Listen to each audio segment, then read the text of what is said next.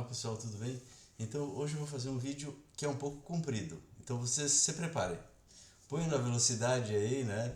Ou então assista com calma, porque ele vai tratar de um resumão assim, e principalmente da obra do Castaneda, comparativamente com a história do ser humano, e que vai nos permitir ver o sentido da obra do Castaneda para interpretar a história e também em que ponto nós estamos, em que ponto que a humanidade está da história, né?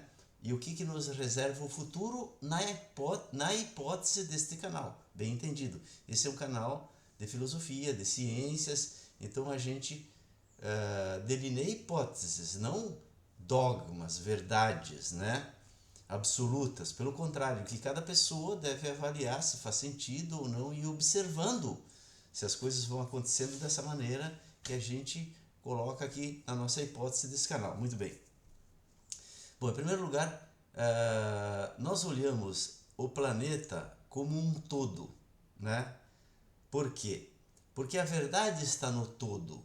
Então, qualquer coisa, se eu quiser saber a verdade dela, eu tenho que olhar o todo. E a história se processa onde? No planeta, como um todo. Não está separado a história da Ásia, da história do Ocidente, da história da África. Elas estão juntas, uma é a continuação da outra e interagem uma com a outra. Então, se eu só olhar o planeta como um todo, dentro da diversidade que existe entre os povos, é que eu posso ter uma chance de me aproximar da verdade que está no todo. E quando tem uma descrição do todo, né, que tenta explicar a história, o que acontece? É como se eu tivesse um software. Eu já expliquei isso no canal aqui, né? Ou seja, é tipo um arquivo, né? Onde eu ponho os livros, que nem esse que eu tenho atrás de mim, onde eu organizo ou deveria organizar os meus livros, certo? Porque daí, quando tem um fato histórico, eu ponho lá dentro do arquivo. E daí ele participa de um todo e eu não esqueço mais. Quando eu olho as coisas separadamente, que nem estão os meus livros aí, tudo separadamente, e eu nunca organizo direito, quando eu vou tentar achar um deles, é uma briga, certo, pessoal? Então, mas esse, pelo menos, essa visão do todo do planeta está organizadinho na minha mente. Espero que na mente de muitos de vocês, que é aquela velha historinha que eu sempre conto, da primeira geração na África, da segunda geração na Ásia e da terceira geração no Ocidente, certo? Bom, então vamos lá. Castaneda, dentro desse todo, é o que se fazia na América pré-colombiana antes e que veio através do Castaneda e se revelou nos seus livros. E ele serve para explicar o fenômeno, ou seja, a história. Por quê? Porque ele é da essência, ele está na essência. Os bruxos, os feiticeiros, os naguais, como a gente quiser chamar, que se referem à obra de Castaneda, eles militavam, eles trabalhavam, ou seja, eles viviam no não ser, numa coisa que foi abandonada do lado europeu. O lado europeu se especializou no ser, na ciência. A própria religião do lado europeu, que é a cristã, tem na sua raiz um Deus que disse o quê? Eu sou aquele que é. Ou seja, ele quis dizer também, talvez a gente não tenha entendido, que existe também aquele que não é. Eu sou aquele que é, disse Javé. E inclusive o nome dele é isso, eu sou aquele que é. Mas existe aquele que não é. E aquele que não é estava sendo vivido do outro lado do Oceano Atlântico. Vocês entendem o sentido do Oceano Atlântico? É para separar esses dois lados do Ocidente que estavam se preparando, como duas partes de um ovo que depois foi fecundado, né? O ovo do lado da América, o galo do lado da Europa, digamos assim, né? E o galo, como se diz, galeou, tem o ovo galado, né? Aquele que o galo participou. Então o ovo foi fecundado, nasceu o Ocidente. Enquanto que uma galinha, às vezes o galo não galeia ela, certo? Então nasce um ovo. Na história não existe isso. Na história, como é um coletivo, sempre vai acontecer as coisas que estão programadas para acontecer. Mais uma vez aqui se repete o que eu disse diversas vezes. Navegar é preciso, é uma coisa precisa. É peremptória, né? O Marx tinha também uma expressão para isso, né? que era uma coisa que iria acontecer fatalmente. Já na nossa vida individual, não necessariamente, certo? Por isso, graças a Deus, que viver não é preciso. A gente não precisa ter preocupação com a nossa maneira de viver, porque ela é imprecisa. Cada um decide a sua maneira de viver, certo? Mas a humanidade não. Então, estava escrito que haveria esse cruzamento e formaria o Ocidente, e ele aconteceu, certo? Então, a obra de Castaneda tem que ser olhada como uma coisa da essência do Ocidente.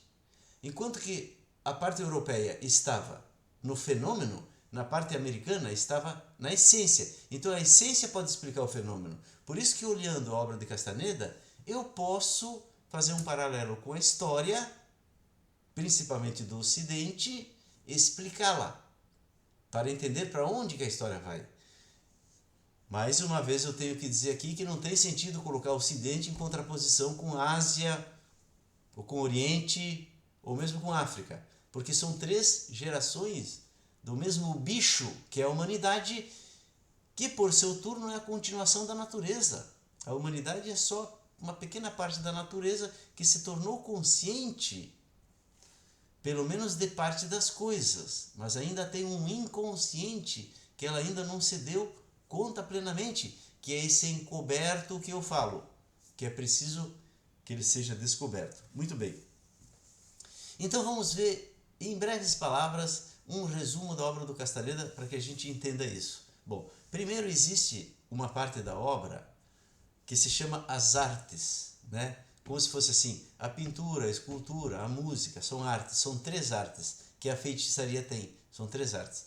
A arte da espreita, a primeira, que aparece no aprendizado do aprendiz de feiticeiro, certo? A arte da espreita, depois vem a arte do intento e, por fim, a arte do sonhar. A arte do sonhar é, digamos assim, a coroação da feitiçaria, onde o feiticeiro navega no sonhar, que é um universo onírico.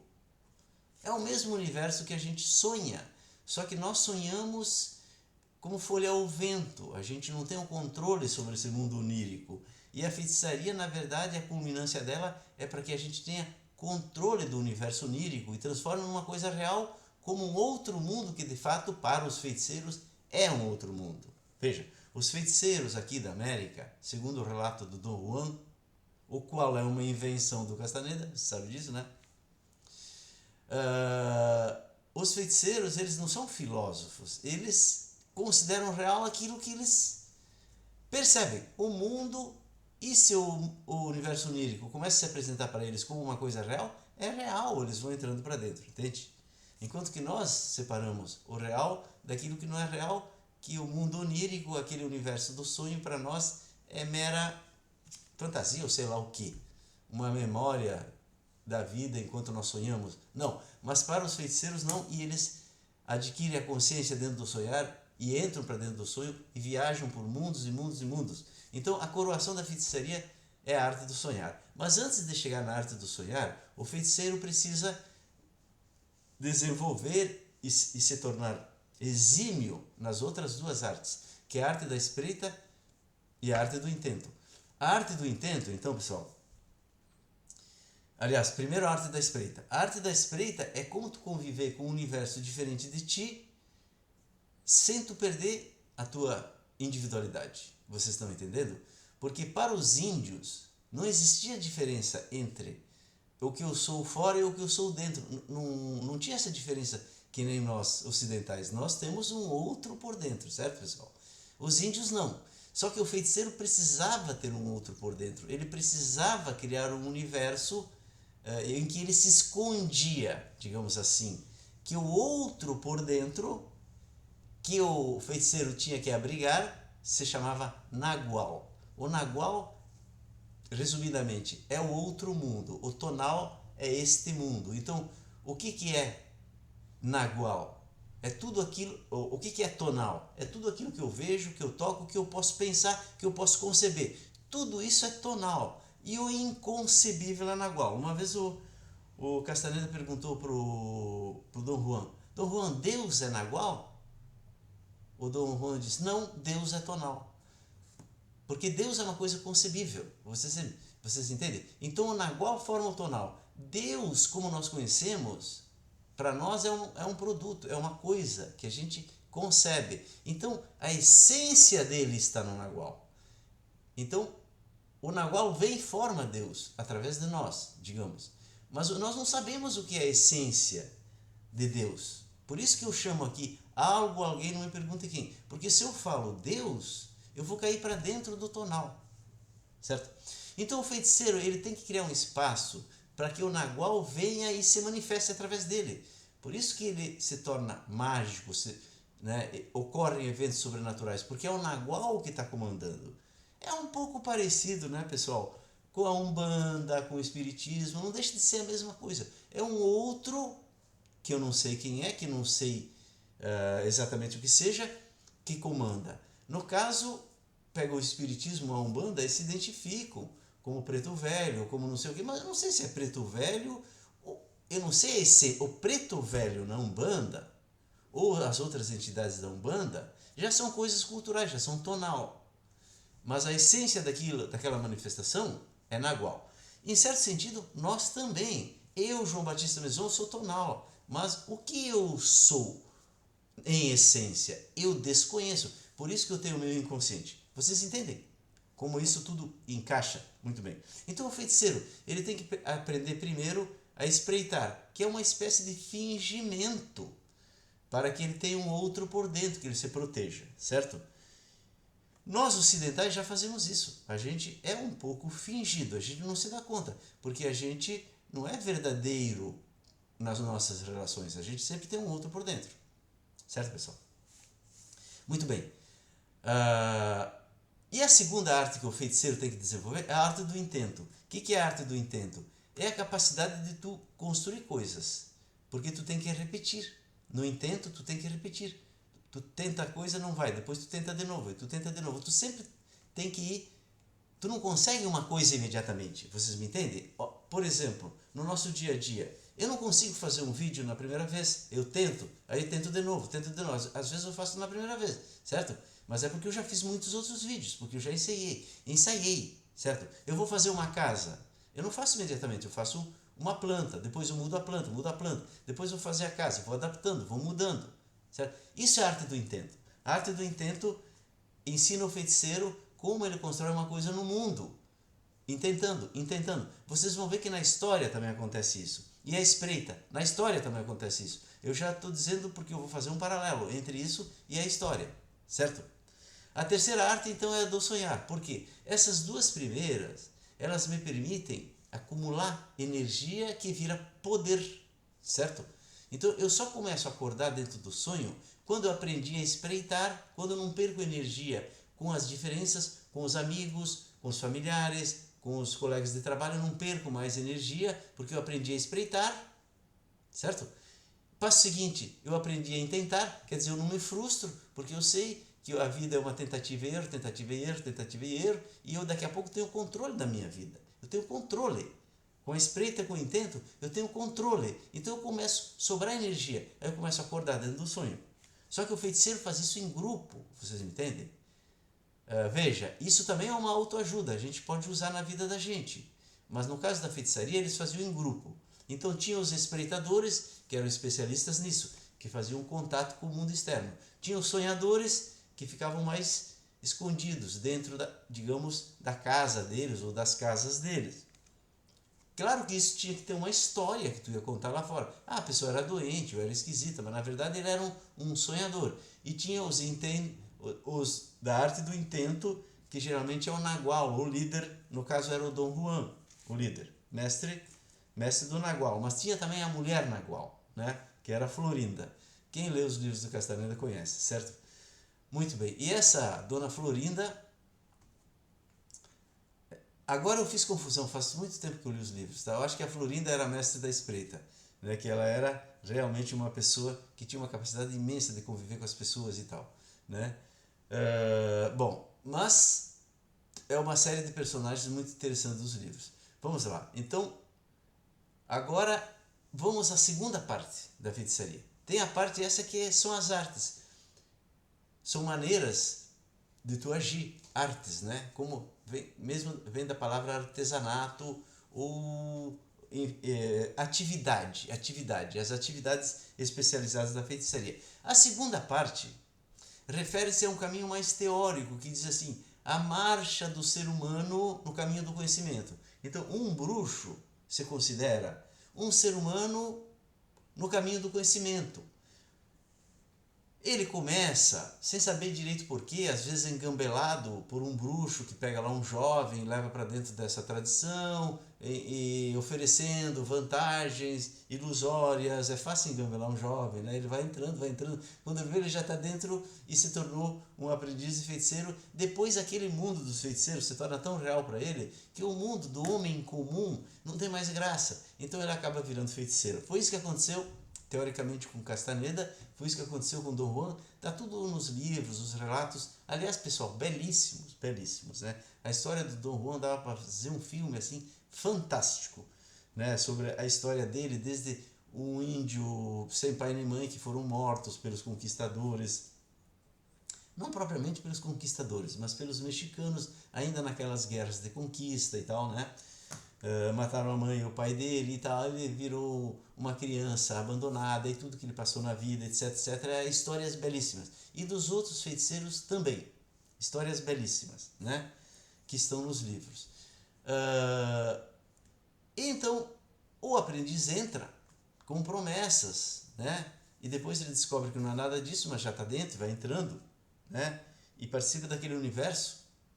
Então ele vai enfrentando os 4 inimigos naturais no caminho do conhecimento. São 4 inimigos naturais, que são: o primeiro é o medo, o segundo é a clareza, o terceiro é o poder e o quarto é a velhice. São os 4 inimigos do homem de conhecimento. Então isso Dom Juan está se referindo aos inimigos no caminho do conhecimento, que é a feitiçaria, certo?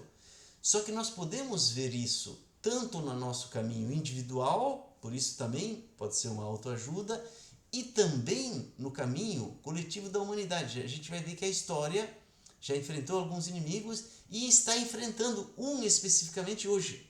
Isso que vai nos explicar que momento que a humanidade vive hoje e o que a gente pode esperar para o momento seguinte. Vocês me entendem? É natural também que quando a história está num momento, nós também, este mesmo momento ocorre em nós, porque o coletivo nos magnetiza. Então, muitos de nós talvez estejamos enfrentando os mesmos problemas que a humanidade hoje enfrenta no seu caminho em direção ao conhecimento. O que é esse conhecimento? É o descobrimento do que está encoberto. É esse navegar que é preciso, ao contrário da nossa vida que é imprecisa. Certo? Então, a humanidade está nesse caminho. Em que ponto ela está? Analisando o Castaneda, nós vamos poder ter uma ideia, uma hipótese, porque esse canal é um canal hipotético, certo, pessoal? Vamos lá. Então, o primeiro adversário no caminho do conhecimento é o medo, quando o aprendiz começa a ver que o mundo não é como ele imaginava, porque o mundo é uma construção cultural, e ele começa a ver que tem mais coisa no mundo, coisas sobrenaturais, e o chão dele se desfaz, ele fica com medo, ele se recolhe ao medo, e ele pode passar a vida inteira nunca mais enfrentar o aprendizado.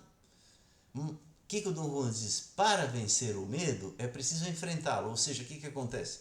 Tu tem que continuar vivendo, porque tu fez aquilo por algum motivo, foi motivado, tu tem que continuar. Mas eu vou sentir medo. Sente o medo, não é proibido sentir o medo, porque se tu fizer a coisa com o medo, sentindo o medo, resistindo ao medo, daqui a pouco o medo é como se ele percebesse, não, ele quer passar mesmo, então ele deixa tu passar.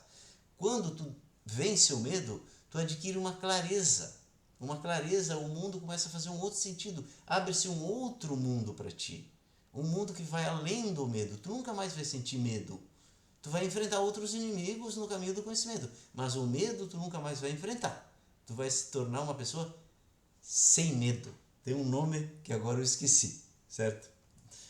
Bom,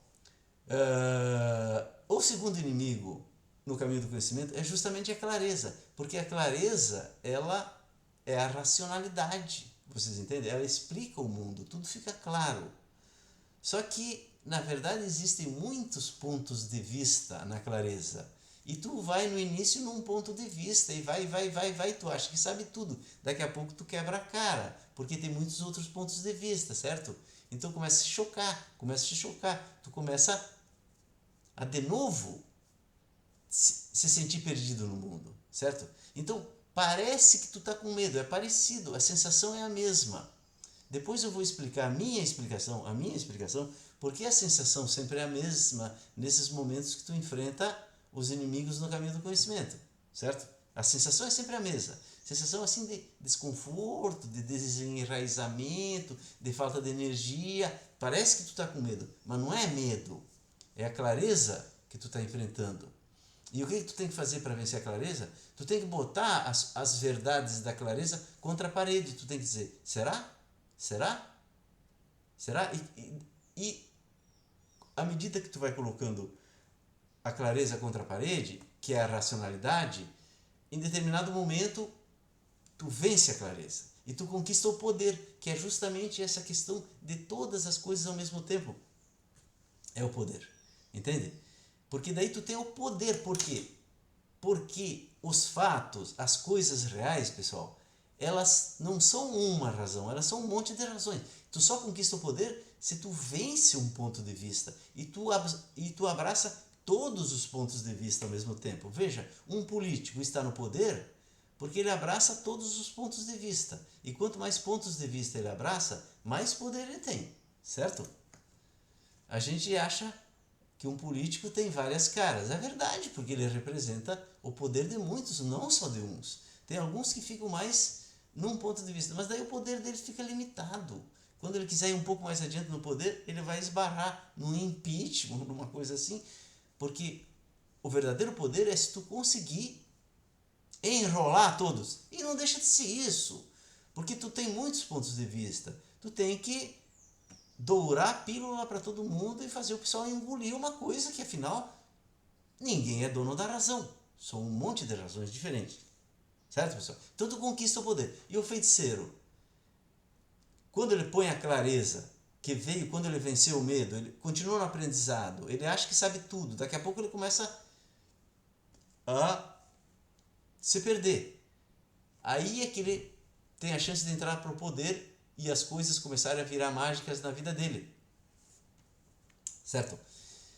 Aí ele conquista o poder. E o terceiro inimigo dele é o poder, justamente. Se torna o seu inimigo porque lá pelas tantas ele tem tanto poder que ele confunde, ele acha que o poder é dele, quando na verdade o poder não é dele, é do Nagual que está nele, certo? Então para vencer esse terceiro inimigo é difícil, porque, tipo assim, estar no poder é bom, certo? O poder te vence porque ele é bom, né? E para ti vencer o poder, tu tem que entender que o poder não é teu, né? Tu tem que entender que tu só é um conduto do poder, certo? Então, tu te liberta do poder e aí, fatalmente, tu vai enfrentar o teu último inimigo, que esse é invencível, que é a velhice. Essa vai vencer a nós, a vocês, a todos, certo?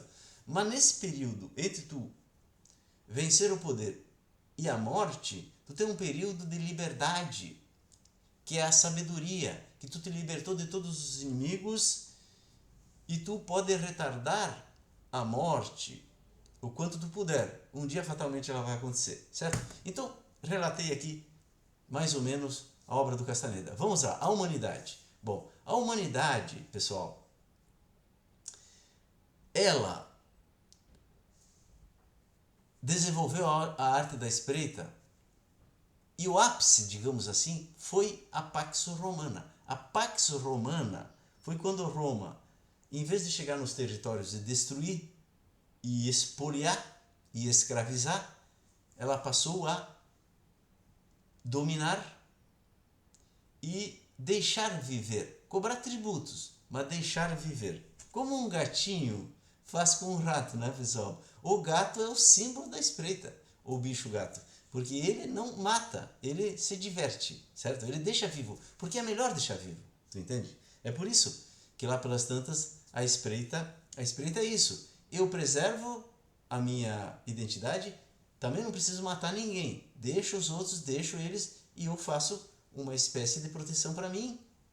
né? O Império Romano, nesse momento, pessoal, nesse momento aí, no ano que Jesus nasceu, estava na Pax Romana. Olha só que interessante, né? Aquele que veio trazer a paz do mundo nasceu na Pax Romana. E nós vamos ver que tem relação, né? Jesus foi o formador de uma religião que permite, em certo sentido, a espreita para o Ocidente, certo? Mas deixa para lá isso.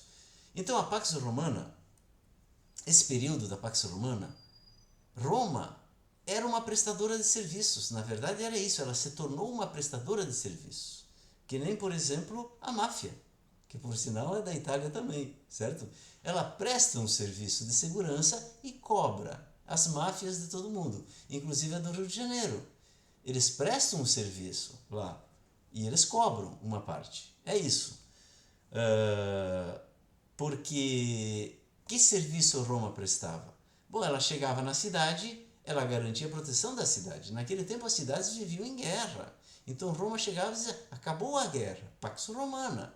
Agora não tem mais guerra, eu te protejo contra qualquer inimigo. Tu vai me pagar tributos. Além do mais, eu vou estender as minhas vias, minhas estradas até aqui, a legislação, certo? Então você vai participar de Roma, você vai pagar tributos. Então a Pax Romana foi isso, certo? Mas antes da Pax Romana, pessoal, já existia a espreita. Por exemplo, Alexandre Magno, do que eu tenho notícia, foi o primeiro que fez isso, que chegou, conquistou uma grande parte do mundo conhecido naquele tempo e não destruía, porque ele foi educado por quem? O Alexandre Magno? Por Aristóteles, o último dos grandes filósofos gregos, né? Que o pai do Alexandre Magno pegou o Aristóteles para ser o professor do Alexandre. Então Alexandre tinha conhecimento da filosofia grega que permite o quê? Uma identificação do ser humano enquanto ser humano. Porque antes disso, um outro ser humano era outro, era igual a um bicho ou a uma árvore. Não tinha uma identificação enquanto ser humano, que começou a partir da Grécia de 400 anos antes de Cristo. Então Alexandre Magno era herdeiro disso. Então ele fez uma primeira Pax, né? Depois a Pax Romana foi a continuação disso. Por quê, pessoal? Por causa do intento, vocês entendem? A história intenta, ela faz uma vez, depois ela faz outra vez, depois ela faz outra vez. Ao mesmo tempo que tu está praticando a espreita, tu está praticando o intento. Porque tu vai espreitando e tu vai avançando, sempre no teu objetivo. A história avançando, no objetivo do quê? Da paz. No fundo é da paz. Do acerto entre todos, nas suas diferenças. Que a gente já alcançou no mundo? Não! É preciso alcançar para a humanidade começar a sobrar energia para o sonhar, que seria a terceira arte, que vai permitir descobrir aquilo que está encoberto. Vocês entendem? Como que é possível que a obra de Castaneda descreva esses cernes com precisão da história? Porque, eu já disse, ela estava militando no não ser, que é a essência do ser. Ser e não ser, um do lado da Europa, outro do lado da América, formam o todo, que é o Ocidente, que é a continuação do Oriente, que é a continuação da África. Ok? Muito bem. Depois de Alexandre Magno, tá? E do próprio decadência do Império Romano, teve a continuação disso também. Por exemplo, a China, em determinado momento, praticou essa mesma Pax chinesa, digamos, né? Que foi ali depois do ano 1000, né? Até o ano 1300. Ela viajava por grande parte do mundo com seus imensos navios. Há quem sustente, e eu não duvido que seja real, que ela tenha vindo inclusive para a América, inclusive aqui para o sul do Brasil, passado no Estreito de Magalhães, antes do Magalhães ter feito isso, desenhado o mapa que depois o Fernão de Magalhães usou para cruzar do Oceano Atlântico ao Pacífico, né, com seus grandes juncos a China vinha. Há quem diga que ela viajou por todo mundo e desenhou os mapas que depois os navegadores europeus usaram na conquista, né? Isso está num livro do Gavin Menzies, que se chama O Ano em que a China Descobriu o Mundo, um livro muito interessante que aponta um monte de evidências de que isso teria acontecido. Mas independente disso, é inegável que a China, depois do ano 1000 por ali, ela se estendeu pela Europa, por grande parte da África, vocês me entendem?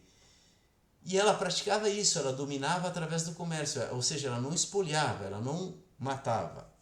Isso cabe um vídeo só sobre isso, porque a China só conseguiu isso porque ela, durante um tempo, ela simulou o Ocidente. Olha só, ela simulou, porque a arte do intento é isso, tu simula, depois tu vai e faz. Então a China simulou. Por que ela simulou essa duplicidade? Como que ela simulou essa duplicidade que é o Ocidente? Porque ela tinha uma parte que eram os mandarins e outra parte que eram os antigos mongóis, que foram vencidos pelos mandarins, foram castrados, se tornaram os eunucos. E o imperador, naquela época, ele se equilibrava entre esses dois. Um fazia o papel conservador mais da terra, que eram os mandarins, e um fazia aquela parte viajandona, de sonho, que eram os mongóis, capitães dos navios. E o imperador, ele gostava dos dois lados. Então a China teve um momento em que ela simulou o Ocidente. Isso que eu digo, ela simulou. Então ela foi na frente, simulou, conquistou o mundo, depois ela se recolheu para o seu filho ocupar o espaço que ela tinha já delineado. Vocês me entendem a minha descrição da história? Foi o intento que a história está fazendo. Ela mandou a China, ela fez a China fazer isso, depois a China se recolheu. Ela se recolheu por quê? Por um evento que aconteceu lá, um raio que caiu na Cidade Proibida, incendiou a Cidade Proibida, a gente diz, puxa, que azar. Não, é porque ela tinha que se recolher para dar lugar ao seu filho, agora o Ocidente, a Europa, junto com a América, nascer e florescer. E aí ir mais adiante, muito mais adiante.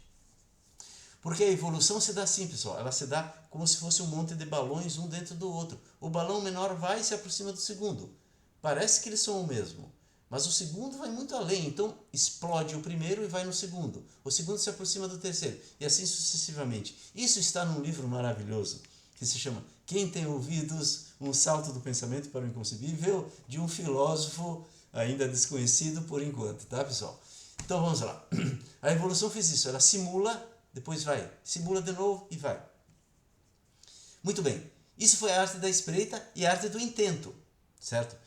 Mas a arte do intento não se vê só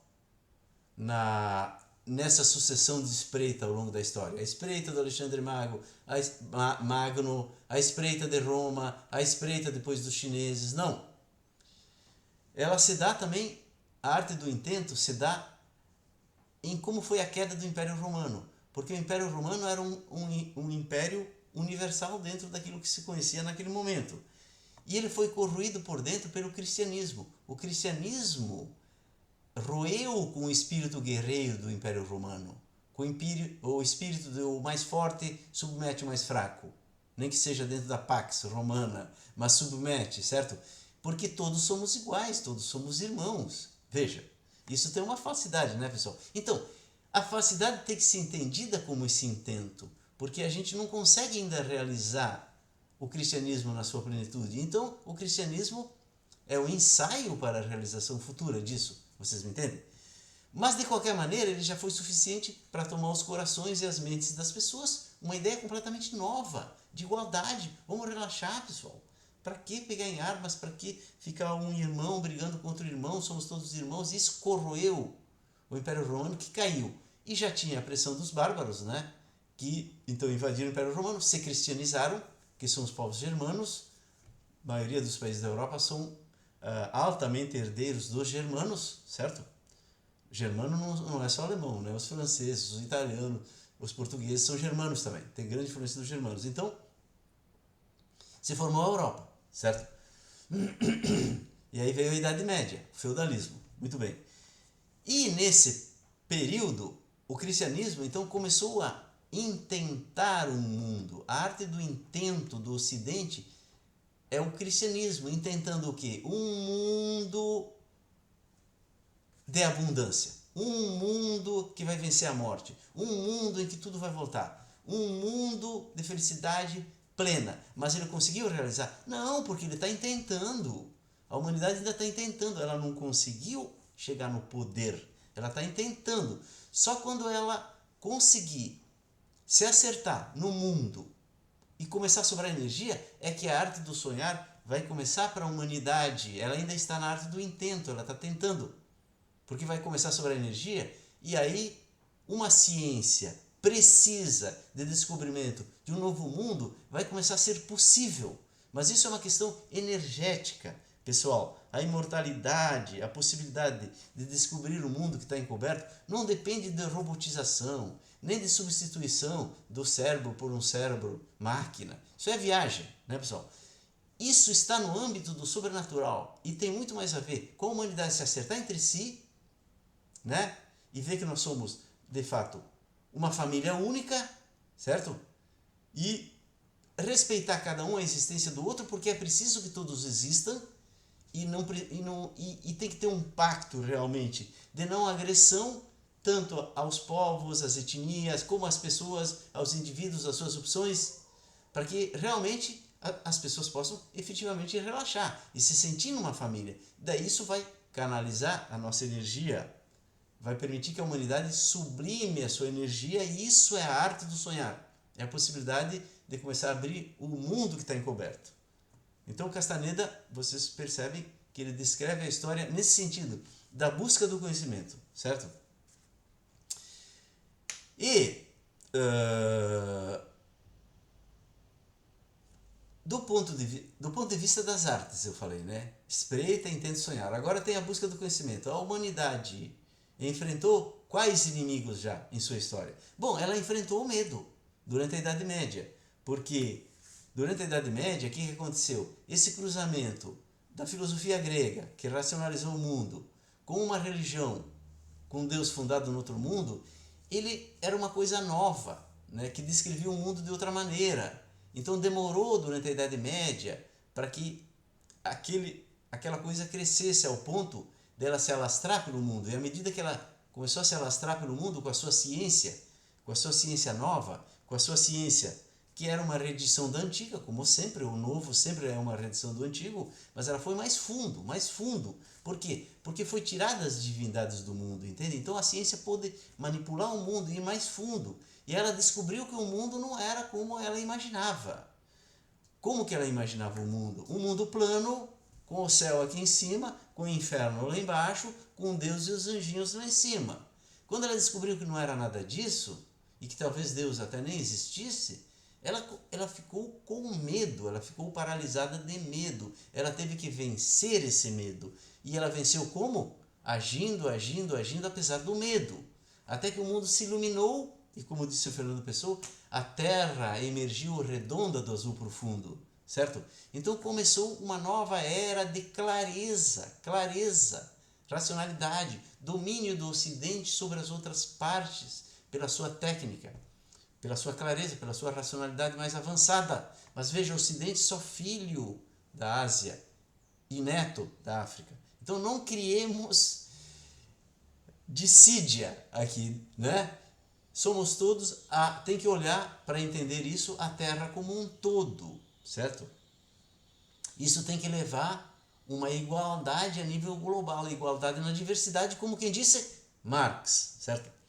Muito bem, então, só que a clareza se tornou o inimigo da humanidade, porque ela acredita que o mundo que existe é o único, ela suspeita que no outro mundo, que tem um outro mundo, ela suspeita, mas ela não consegue entender. Se tu confrontar e disser existe, você diz, não, isso é fantasia. Então a clareza diz que só existe aquilo que a gente vê, aquilo que a gente toca. Então tudo passa a ser, né? Passa a ser fora aquilo que a gente vê e toca, passa a ser fantasia, ilusão, engano, certo? Empulhação, porque a clareza, ou seja, a racionalidade, que é a mesma coisa, ela diz, não, só existe isso. O fulano diz aqui, não, maluco, certo? O que é maluco? A perda da razão. A razão diz, aquele cara perdeu a razão. Ele está dizendo uma coisa irracional. Perdeu a razão, é maluco, certo? Será que ele perdeu a razão? Não, ele está intentando além da razão. Ele está pensando numa coisa que ultrapassa a razão. A metafísica está num território além da razão, num território não compreensível pela razão. Kant já disse isso, né? O em si é inacessível à razão pura, à razão teorética. mas ele é acessível à prática, à razão prática, ou seja, a feitiçaria é uma razão prática. Os feiticeiros colocam em prática aquilo e funciona. Quando nós fomos lá no matinho e nós acendemos uma fogueira e começamos a invocar os caciques e eles se manifestaram, ou pelo menos alguma coisa muito forte se manifestou de noite, não foi pela teoria, foi pela prática, por aquilo que a gente fez. Então essa prática, essa ciência precisa, que é preciso que a humanidade descubra. Mas por que ela não descobre? Porque ela está agora enfrentando o seu segundo inimigo, que é a clareza. Exatamente isso. Veja, o Noam Chomsky disse, as pessoas não acreditam nos fatos. Vocês entendem? Nós não acreditamos mais nos fatos. Nós estamos cansados desse mundo falso, porque ele é falso, a descrição que a gente faz do mundo. Então, a gente quer ir para outro mundo mais vasto, que vai além dessas visões parciais, cada um com a sua razão, cada um com a sua razão. A gente quer ir para o poder, a gente quer que a humanidade redescubra de novo o poder, para ela descobrir aquilo que está encoberto.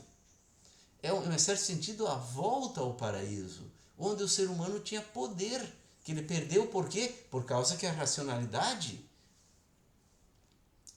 os efeitos do fruto da árvore do conhecimento do bem e do mal, que é ótimo para nos dar discernimento. Ou seja, é a racionalidade que nos expulsou. Vencendo a racionalidade, nós voltaríamos para aquele período de poder, certo? Eu vou encerrar esse... antes de encerrar, eu vou dizer que vencida a racionalidade ou a clareza, o ser humano iria para o poder. O que vai acontecer? O sonhar, o universo do sonhar, do mundo onírico vai se abrir para o ser humano como uma ciência precisa, que tu possa navegar como uma ciência precisa para descobrir o que de fato existe. E aí, antes que a humanidade morra, porque a humanidade também vai terminar, como qualquer espécie, ela não é eterna, ela tem esse período para realizar os sonhos da humanidade que forem possíveis. Eu acredito que todos os nossos sonhos da humanidade são possíveis, inclusive a vida eterna. Em hipótese, certo, pessoal? Muito bem. Para encerrar então esse vídeo tão longo, eu vou agora recitar um poema, se eu lembrar, do Dylan Thomas, um poeta americano, né, que deu o nome ao Bob Dylan, né? O Bob Dylan botou o nome Dylan em homenagem a esse poeta que era meio parecido assim, meio louco, genial como o Bob Dylan. E esse poema diz assim, se eu lembrar dele, desculpe se eu não lembrar, mas ele diz mais ou menos isso. Eu quis ir para bem longe da mentira gasta e sibilante e do grito constante do terror antigo que fica mais terrível quando o dia passa e mergulha no mar. Eu quis ir para bem longe, mas tenho medo. Alguma vida ainda pode existir da velha mentira que arde no chão e explodindo no ar me deixar meio cego. Eu quis ir para bem longe, mas tenho medo. Vocês entendem? Esse poema, ele reflete exatamente o que a humanidade vive hoje e talvez muitos de nós estejamos vivendo hoje. A gente quer abandonar essa vida velha, mas é o que nós temos, então nós temos medo de abandoná-las. Mas não é um medo que nem o da Idade Média, é um desconforto, porque a gente precisa desse mundo mesmo que falso, enquanto a gente não tem um outro mais verdadeiro, né? Então, veja, eu quis ir para bem longe da mentira gasta e sibilante. Ela é gasta porque já é velha, ela é sibilante de serpente, porque foi a serpente que nos deu isso, a racionalidade, certo? Que significa o quê? Conhecimento, racionalidade, mas eu já estou cansado dessa mentira sibilante, eu quero ir para diante, para o poder. E do grito constante do terror antigo, porque me lembra o medo, o terror antigo, constante, que nunca abandona totalmente. A humanidade venceu o medo, mas o medo é atávico, o medo ele é arquetípico, ele está dentro da gente, então o terror é antigo e fica mais terrível quando o dia passa e mergulha no mar, ou seja, quando eu me aproximo da morte, fica mais terrível o medo, porque a finitude traz o medo do desconhecido, né? Eu quis ir para bem longe, mas tenho medo. Alguma verdade ainda pode existir e de fato existe, porque a verdade é uma verdade diminuída, a nossa verdade. Não é a verdade que está no todo, mas dessa verdade diminuída ainda tem uma vida e eu não consigo abandoná-la completamente. Instalando no ar me deixar cego, certo? Bom, eu vou parar por aqui na interpretação desse belo poema do Dylan Thomas e desejar que vocês tenham compreendido esse meu vídeo, certo? Até o próximo, um abraço.